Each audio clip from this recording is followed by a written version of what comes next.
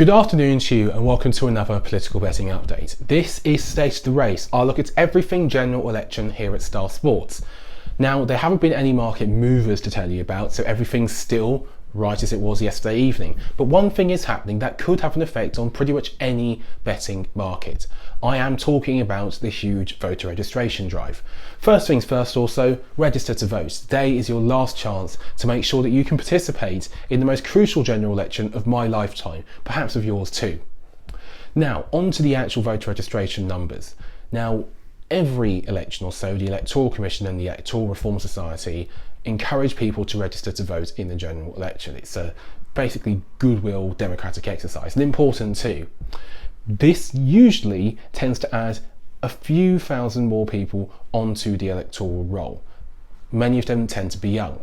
Now, we've had 3.2 million applications so far. In the same time period in 2017, we had 1.7 million. 300,000 of those people ended up being signed on to the electoral roll. In other words, new names. Now, we don't know how many people will actually be new names on the roll. Plenty of people re-register, but you could probably assume more than 300,000, and that's not an insignificant number. Remember how tight the margins are in so many marginals in England.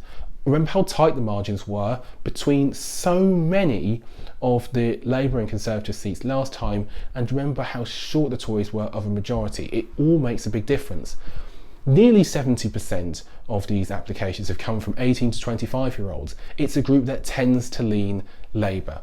It would be a big advantage for that party if they could get a lot of people onto the electoral roll first time, and pollsters might not pick them up as effectively as they do other age groups.